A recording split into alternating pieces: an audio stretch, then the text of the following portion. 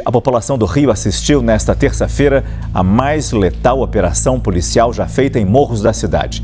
Com o objetivo de prender traficantes do Comando Vermelho, os complexos do Alemão e da Penha, na zona norte do Rio, foram alvo de uma mega operação das polícias civil e militar. Os dois conjuntos de favelas foram transformados em zonas de guerra. Ao longo do dia, as imagens que nós íamos assistindo davam conta do terror imposto não apenas a quem mora naquelas favelas com fogo e balas traçantes, mas também em outros pontos da região metropolitana. Foi a resposta do crime à ação policial, especialmente com a interrupção de vias importantes para o trânsito da cidade. O amanhecer de 28 de outubro de 2025 chegou mais silencioso do que o normal, com o céu ainda nublado e a brisa leve que soprava nas ruas da zona norte do Rio de Janeiro. Mas esse silêncio, que poderia sugerir uma manhã comum, era, na verdade, o presságio de um evento que seria gravado na memória da cidade para sempre. Os complexos da Penha e do Alemão, regiões dominadas pelo Comando Vermelho, estavam prestes a se transformar em um campo de batalha que ninguém poderia prever. Enquanto os moradores da comunidade acordavam, em sua maioria, para enfrentar o dia em meio à pobreza e à violência cotidianas, o governo do estado preparava o maior ataque contra o tráfico de drogas no Rio de Janeiro desde a década passada. A operação, batizada de Operação Contenção, foi uma resposta direta ao aumento brutal da violência nos últimos meses e à crescente dominação do Comando Vermelho,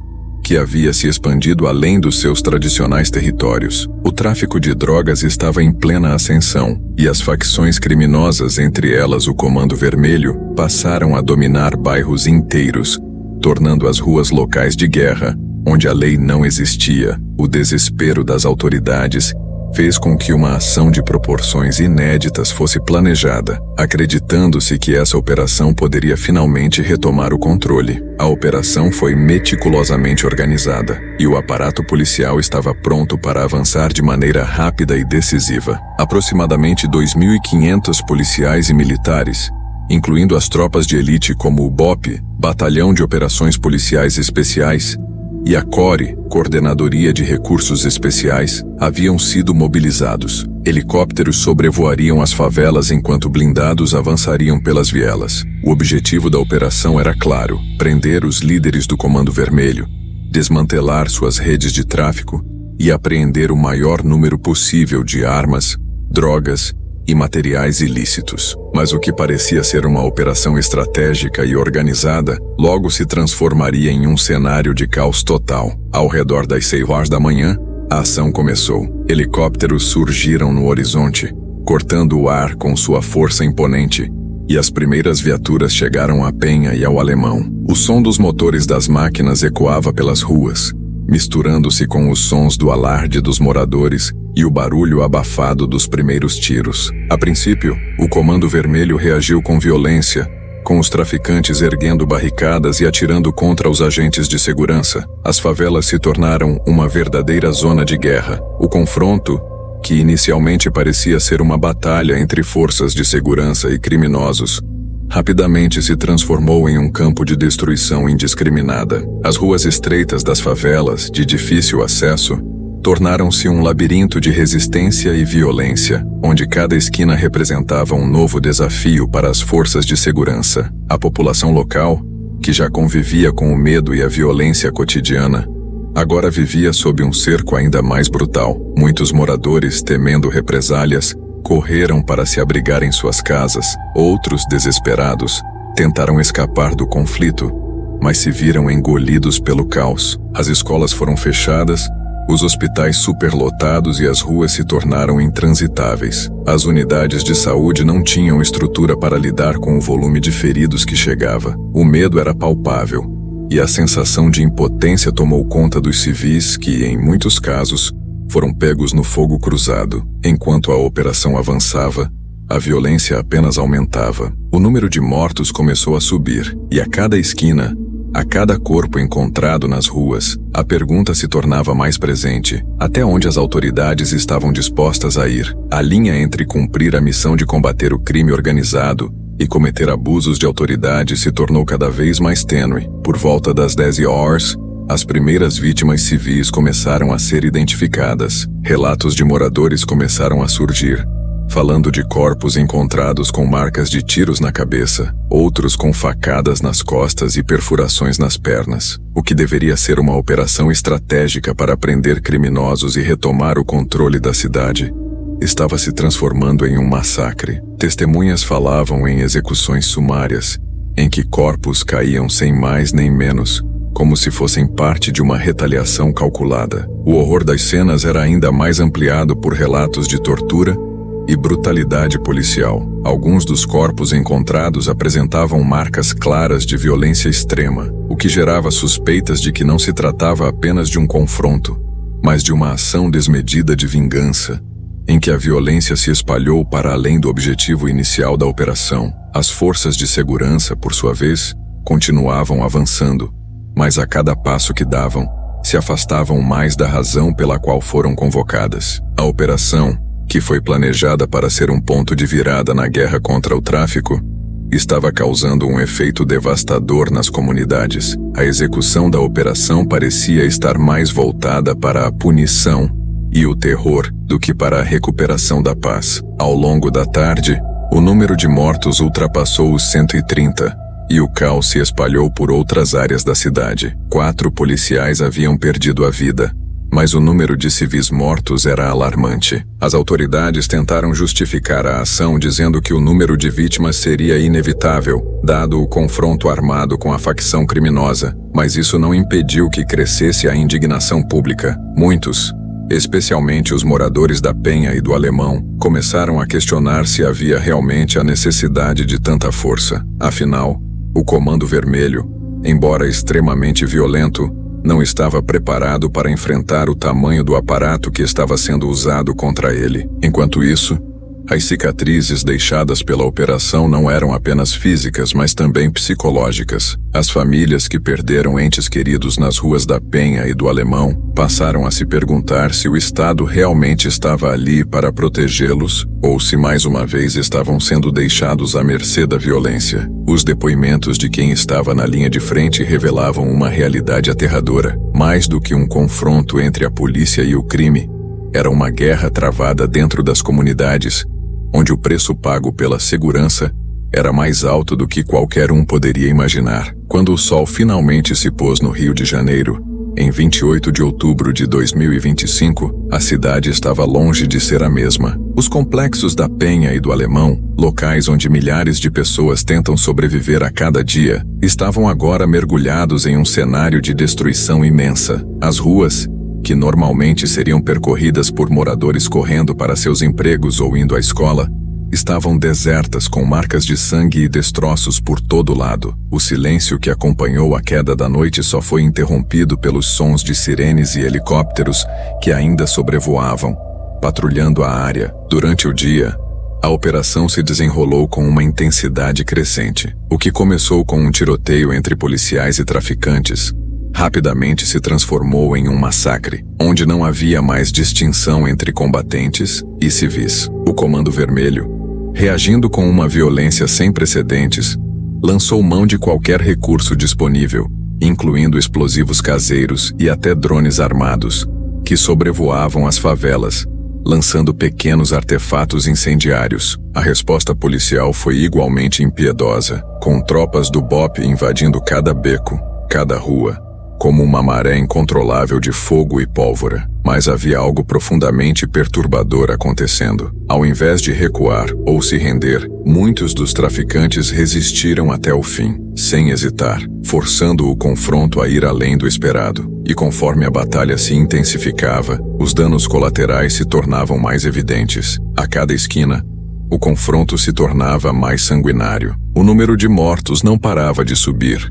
E mais alarmante, muitos corpos eram encontrados com sinais de brutalidade extrema. Testemunhas começaram a relatar com voz trêmula que muitos dos corpos encontrados nas ruas não haviam sido apenas mortos por balas. Além dos tiros, havia facadas, ferimentos nos corpos que indicavam um nível de violência que ia além do simples confronto entre facção e polícia. Era como se a guerra travada ali tivesse ultrapassado o limite da luta por território e tivesse se tornado uma espécie de retaliação pessoal. Moradores falavam de corpos de jovens, em sua maioria, encontrados com marcas de tiros na cabeça, outros com facadas nas costas, e alguns até com perfurações nas pernas. O terror estava tão presente que muitos não conseguiam mais distinguir se estavam lidando com mortes causadas pela polícia ou pelo próprio tráfico. A linha entre vítimas e criminosos se tornou embaçada, uma sombra que obscureceu a missão de restaurar a ordem. Em determinado momento,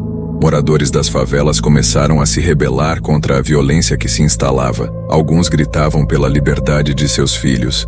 Outros imploravam para que a polícia parasse com os tiroteios. Mas o que era esperado como uma operação limpa para prender líderes do tráfico virou uma verdadeira chacina, com cada lado lutando sem pensar nas consequências. A brutalidade dos confrontos estava visível nos corpos que surgiam nas ruas, cada um com uma história não contada. Muitos dos mortos eram conhecidos da comunidade, jovens que, em grande parte, foram atraídos pelo tráfico de drogas como uma saída para a pobreza. Mas ao lado dos traficantes estavam os moradores inocentes, aqueles que simplesmente estavam no lugar errado, na hora errada. A ação da polícia parecia cega e implacável, sem preocupação em distinguir entre quem estava armado e quem estava apenas tentando sobreviver no meio da guerra. Os relatos de moradores se intensificaram ao longo do dia. Algumas mulheres começaram a afirmar, com os olhos marejados de lágrimas, que viram seus filhos mortos,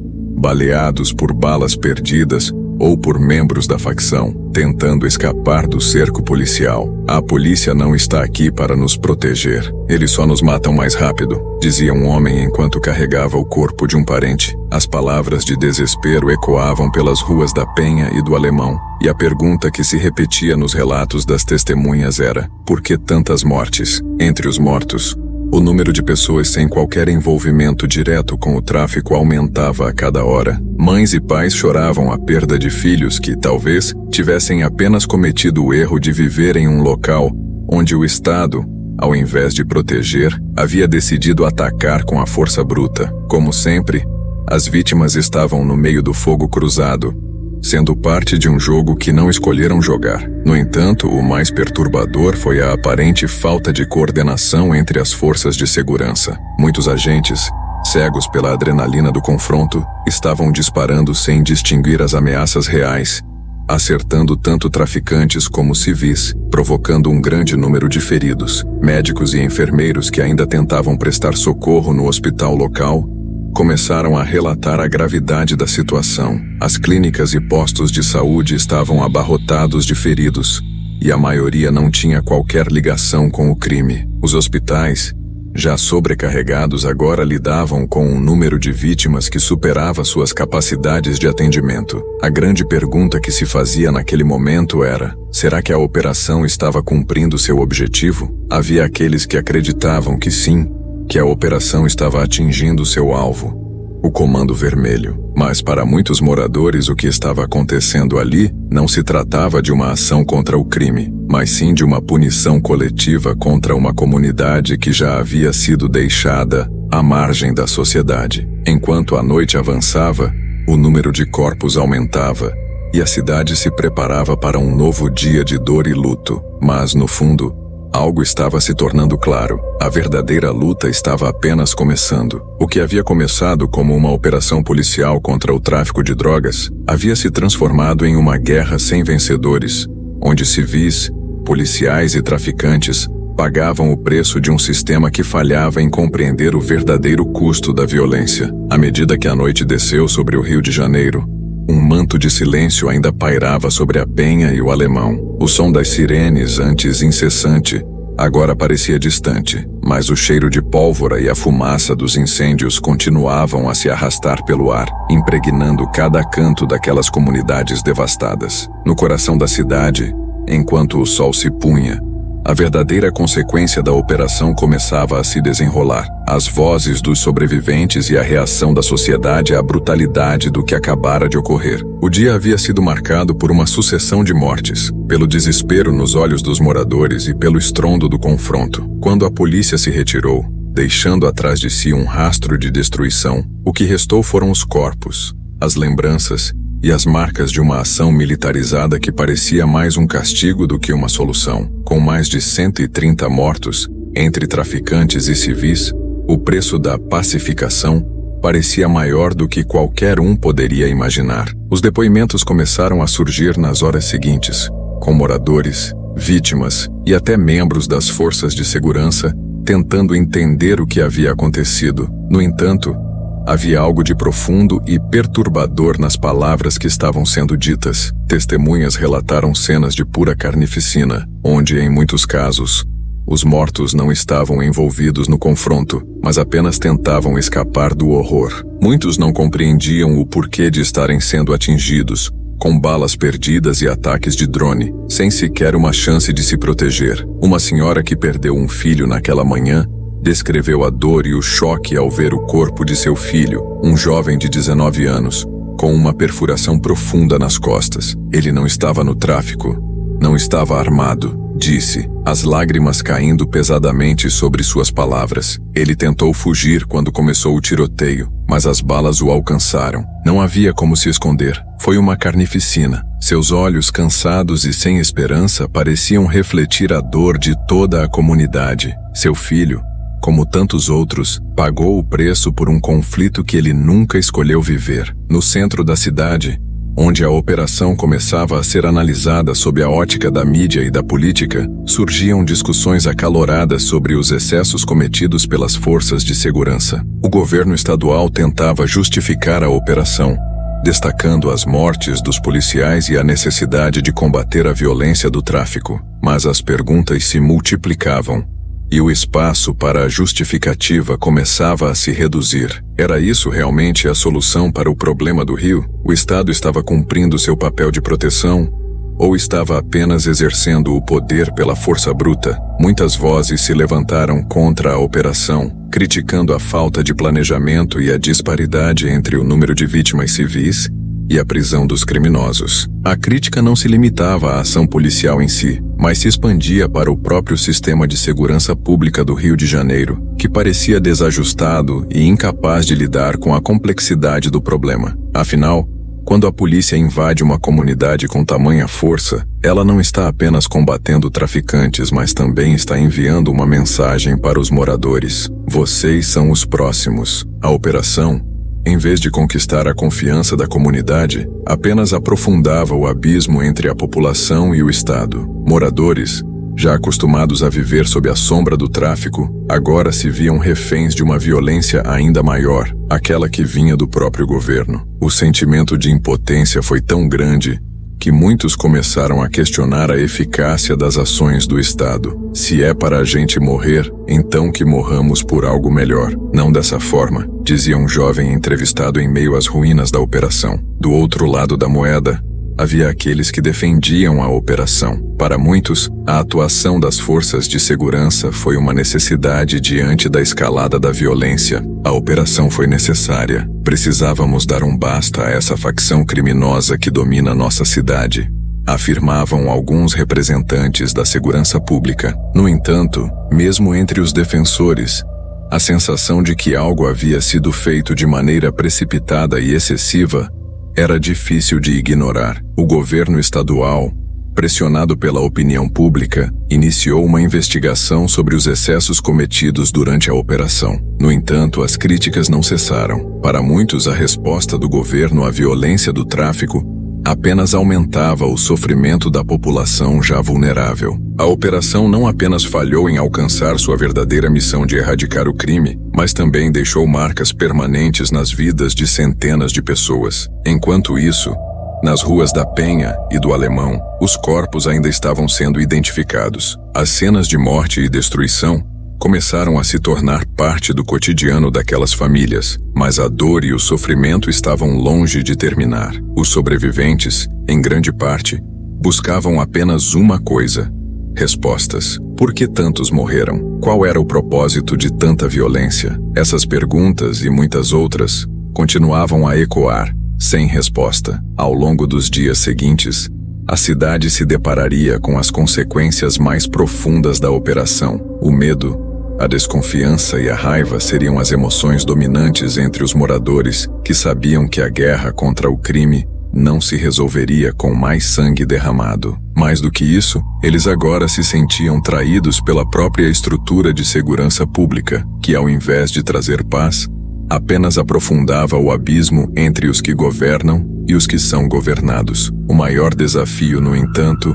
ainda estava por vir. Como reverter o ciclo de violência, onde tanto o Estado quanto o crime se alimentavam da mesma brutalidade? A resposta, ainda incerta, parecia estar distante, mas uma coisa era clara: o Rio de Janeiro havia se tornado um palco de uma guerra sem vencedores, e quem pagaria o preço final por tudo isso seriam aqueles que nunca escolheram participar dessa batalha: os civis, os cidadãos que apenas buscavam uma vida tranquila em meio ao caos. O Rio de Janeiro, com sua beleza inconfundível e suas cicatrizes profundas, segue, como sempre, dividida entre o progresso e o caos. A operação realizada no dia 28 de outubro de 2025, que havia prometido uma solução para os problemas da violência nas comunidades do Rio, deixou um legado muito mais complexo do que o imaginado. Mais de 130 mortos, entre traficantes e civis, e a marca de mais de uma centena de feridos,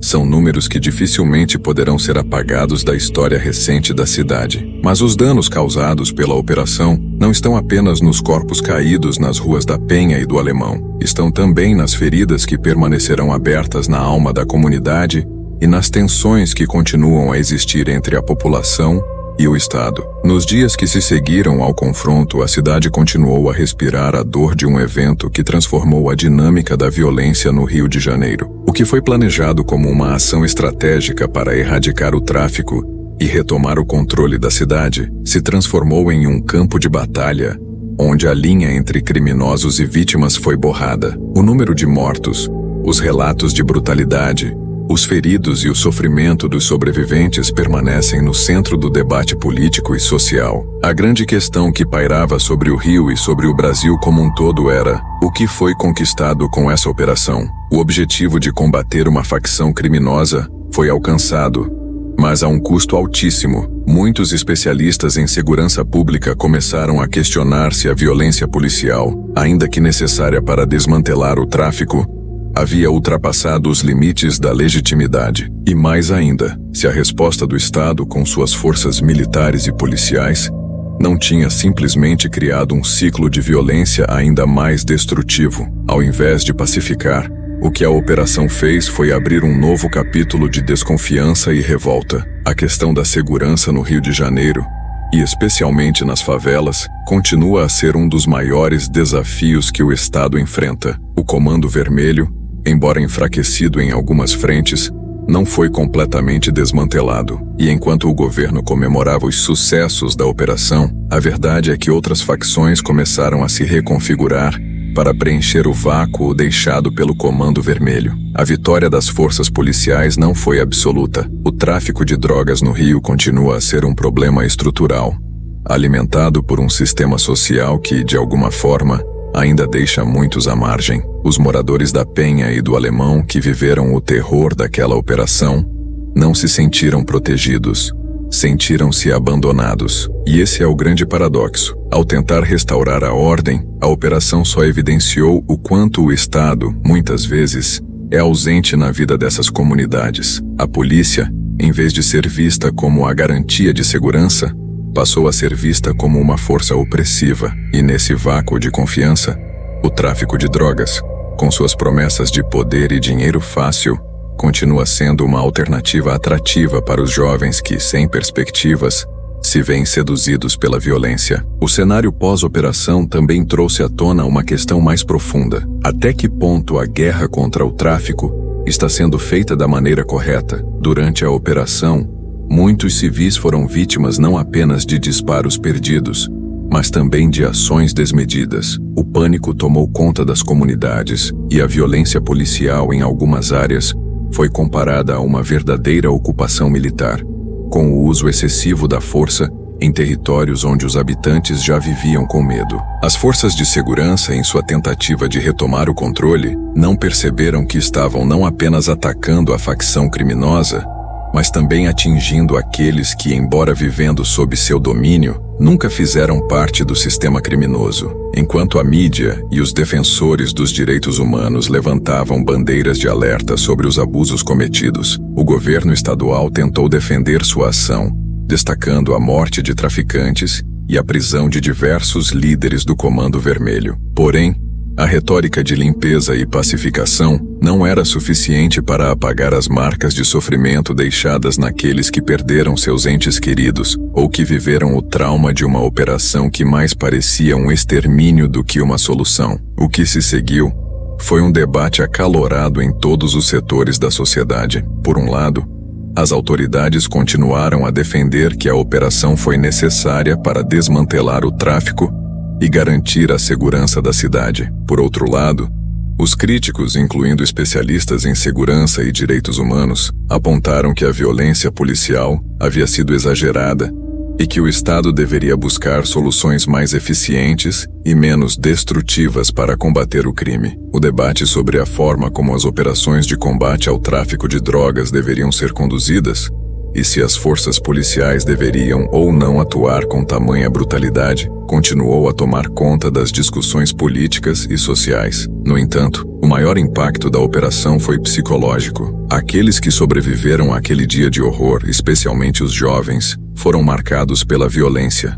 Para eles, a sensação de que a morte poderia bater à porta a qualquer momento foi intensificada. A repressão policial e o aumento do medo não criaram uma sociedade mais segura, mas uma sociedade mais desconfiada e traumatizada. E enquanto os corpos de criminosos e civis eram enterrados, uma nova geração crescia em um ambiente onde a desconfiança no Estado e o medo da violência continuavam a ser partes constantes da vida cotidiana. O desfecho da Operação Contenção, embora celebrado por alguns como uma vitória, deixou uma cidade dividida. No futuro, as consequências daquele dia de outubro de 2025 continuariam a se desenrolar, não apenas nas estatísticas de violência, mas nas histórias pessoais, nas marcas deixadas nas famílias, nas ruas e nas comunidades. O Rio de Janeiro seguiria sua luta contra o tráfico de drogas e a violência, mas a grande pergunta permanecia: será que a guerra que o Estado travava era a verdadeira solução para os problemas da cidade? Ou será que a verdadeira paz só seria alcançada